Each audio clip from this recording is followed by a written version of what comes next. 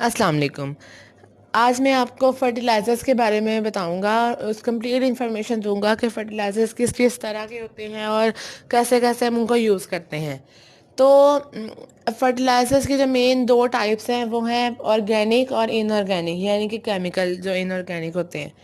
इस वीडियो में मैं आपको ऑर्गेनिक फर्टिलाइज़र्स के मतलब इन्फॉर्मेशन दूंगा और अगली वीडियो में हम इनऑर्गेनिक फर्टिलाइज़र्स की बात करेंगे।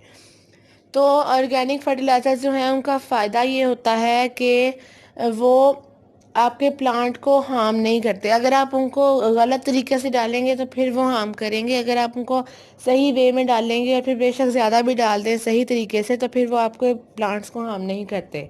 लेकिन अगर इनऑर्गेनिक आप मिस यूज़ करते हैं, ओवर यूज़ करते हैं तो आपके प्लांट को हार्म करते हैं और वो आपकी हेल्थ पे भी डेंजरस हैं, आपकी हेल्थ के लिए ज़रूर डेंजरस हैं। लेकिन जो इन ऑर्गेनिक फर्टिलाइजर्स हैं वो आपकी हेल्थ के लिए बिल्कुल डेंजरस नहीं है। अगर आप ऑर्गेनिक फर्टिलाइजर्स अपने प्लांट्स को देते हैं और उनका फ्रूट खाते हैं तो आपको कोई नुकसान नहीं होगा। अब ऑर्गेनिक फर्टिलाइजर के भी बहुत ज़्यादा टाइप्स हैं। तो पहली टाइप है काउ डंग, जो सबसे ज़्यादा फेमस है, यानी कि गाय का गोबर। अब गाय का गोबर जो किसान है या जो गाय के ओनर होते हैं जिन्होंने गायें रखी होती हैं वो क्या करते हैं, वो जो गोबर होता है उनको वो धूप में सुखा लेते हैं। धूप में सुखाने के बाद वो उनका एक ढेर बना के धूप में रख देते हैं जो आहिस्ता आहिस्ता फिर डिकम्पोज होता रहता है और वो इस्तेमाल के काबिल होता रहता है। अगर आप चाहते हैं तो आप काऊ डंग को सिर्फ सुखा के भी मुकम्मल ड्राई करके इस्तेमाल कर सकते हैं। आप गीला इस्तेमाल नहीं कर सकते क्योंकि जो गीला काऊ डंग होता है उसके अंदर अमोनिया का लेवल बहुत इंक्रीज होता है, यानी बहुत ज़्यादा हीट होती है उसके अंदर, तो वो आपके प्लांट को बर्न कर सकता है। अगर आप इसको सुखा के इस्तेमाल करेंगे तो फिर ये आहिस्ता आहिस्ता खुद ही डिकम्पोज उसमें होता रहेगा और आपके प्लांट्स को न्यूट्रिएंट्स प्रोवाइड करता रहेगा। अब इसके न्यूट्रिएंट्स की बात करें तो इसके अंदर नाइट्रोजन ज़्यादा होता है, जबकि पोटेशियम और फास्फोरस ये तीन NPK ही ज़्यादातर नोट किए जाते हैं, ये कम होते हैं। तो यानी ये जो काउडंग है ये हाई नाइट्रोजन होता है इसके अंदर, तो ये लीफी प्लांट्स के लिए बहुत फ़ायदेमंद है। यानी आप इसको अगर आप किसी प्लांट की ग्रोथ करवाना चाहते हैं, अगर आप किसी प्लांट को हेल्दी करना चाहते हैं, उसके पत्ते शाइन करें, उसकी जहाँ जहाँ टहनियाँ निकले, तो आप इनको काउडंग दे सकते हैं। इसके बाद अब आती है कंपोस्ट। कंपोस्ट भी बहुत फेमस है और कंपोस्ट की भी बहुत टाइप्स हैं। कुछ होती है लीफ कंपोस्ट, एक होती है वेजिटेबल जो किचन वेस्ट की कंपोस्ट हम बनाते हैं, एक टी लीव्स की भी कंपोस्ट बन जाती है, बनाना पील्स की बन जाती है, वर्मी कंपोस्ट बनती है।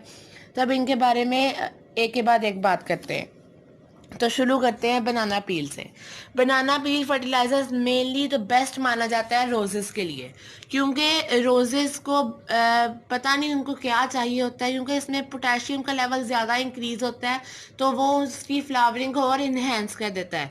तो आप जितना बनाना पील लेकिन डिकम्पोज किया हुआ देना है अपने रोज को, जितना डिकम्पोज किया हुआ बनाना पील आप रोज को देते हैं वो उतनी ज़्यादा फ्लावरिंग करता है। अब इसके बाद हम बात करते हैं वेजिटेबल कंपोस्ट की, यानी कि जो हम घर में कंपोस्ट बना लेते हैं अपने किचन वेस्ट से, जो आजकल काफ़ी लोग बनाते भी हैं। तो इसके अंदर आप NPK की रेशो का कोई जवाब नहीं होता कि आप वो आगे पीछे हो सकती हैं। अगर आप ग्रीन वेजिटेबल ज़्यादा इस्तेमाल करेंगे तो उनमें नाइट्रोजन का बहुत ज़्यादा हाई होता है लेवल।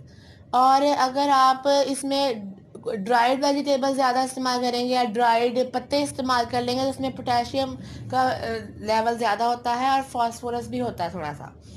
और इसके अलावा अगर आप इनमें वो कार्बन डालते हैं तो उससे क्या होता है कि इसमें कार्बन कह रहा हूँ कोयला डालते हैं तो उससे क्या होता है कि कार्बन का लेवल इंक्रीज होता है, तो वो आपके प्लांट को ज़्यादा हेल्दी ग्रोथ के लिए सही होता है।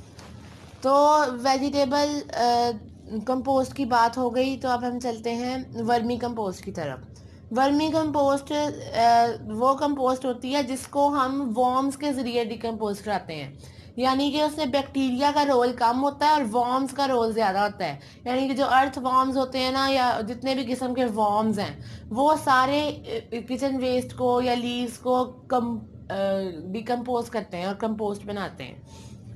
इसके अंदर ज़्यादा जो होता है हाई लेवल होता है, हाई लेवल इन तीनों का ही होता है। नाइट्रोजन, फास्फोरस और पोटेशियम का ऑलमोस्ट एक जितना होता है, लेकिन नाइट्रोजन का थोड़ा सा ज़्यादा कले होता है। और इसके अंदर ट्रेसेस एलिमेंट्स में ये मैग्नीशियम, फास्फोरस तो होता ही है वो एनपीके के अंदर, और साथ कैल्शियम भी शामिल होता है। अब इसके बाद हम बात कर लेते हैं लीव कंपोस्ट। लीव कंपोस्ट क्या होता है कि पत्तों को सुखा दिया जाता है। पत्तों को सुखा के वो सारा जितना भी होता है ना ढेर, उसको वो डिकम्पोज कराया जाता है, और उसमें उससे एक हाई रिचली पोटेशियम वाली डिकम्पोज्ड कंपोस्ट तैयार होती है। यानी कि उसमें पोटेशियम का लेवल बहुत इंक्रीज होता है। अब वो आपके प्लांट्स की फ्लावरिंग में बहुत मदद करता है। फ्लावरिंग करवाना चाहते हैं या आप फ्रूट लेना चाहते हैं तो आप उनको लीव कंपोस्ट दे सकते हैं। जो काउ डंग है वो आप अगर प्लांट्स की हेल्दी ग्रोथ करवाना चाहते हैं, यानी आप उनको सिर्फ अभी ग्रोथ करवाना चाहते हैं, आप उनसे फ्लावरिंग नहीं लेना चाह रहे, आप उनसे आप फ्रूट नहीं लेना चाह रहे, तो आप उनको काउ डंग दें, वरना फिर आप ये लीव कंपोस्ट या वेजिटेबल कंपोस्ट या वर्मी कंपोस्ट पे जा सकते हैं। अब टी लीव्स रह गए। टी लीव्स क्या होता है, चाय की पत्ती को डिकम्पोज करके बनाते हैं। वो कहते हैं कि प्लांट्स को ज़रा उनकी कलर में आई थिंक मदद करते हैं, इसके बारे में मुझे कंफर्म नहीं है। तो अब कंपोस्ट की तो हो गई सारी इकसाम पूरी। अब दोबारा वापस आते हैं ऑर्गेनिक फर्टिलाइजर्स की, जो जितनी हम किसमें डिस्कस कर रहे थे। तो अब अगली है बोन मील। बोन मील जो है वो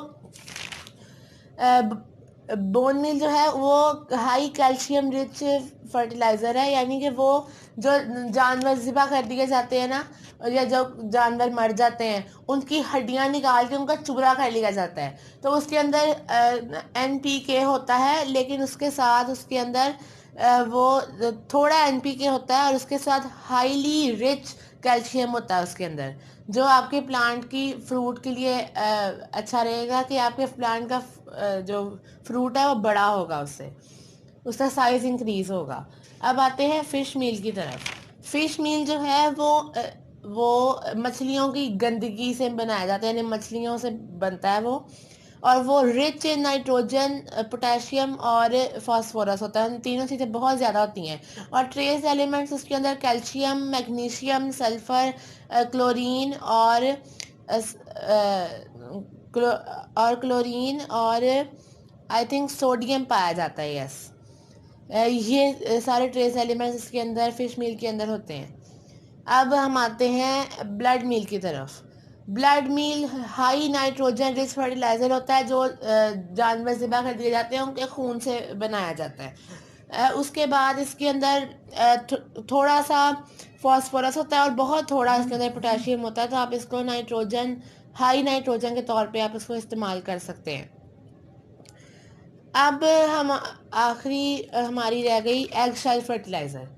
एग शेल फर्टिलाइज़र जो है वो अंडों से बनता है, और आजकल काफ़ी लोग उसे इस्तेमाल करते हैं। जिनके पास बोन मील नहीं होता है, वो केमिकल फर्टिलाइज़र की तरफ नहीं जाना चाह रहे, तो वो एग शेल फर्टिलाइज़र इस्तेमाल करते हैं, ताकि उनके जो प्लांट्स हैं उनका जो फ्रूट लगता है वो ड्रॉप ना हो जाए, उसके बाद इतनी कंसिस्टेंसी हो कि वो प्लांट खड़ा रहे और उस पर जो फ्रूट लगे वो हेल्दी हो।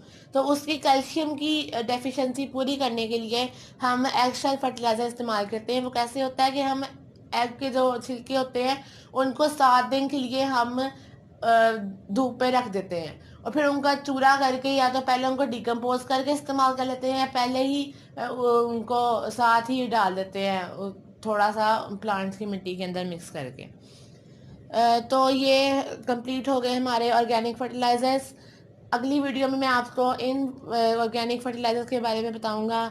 सो स्टे ट्यून्ड एंड अल्लाह हाफिज़।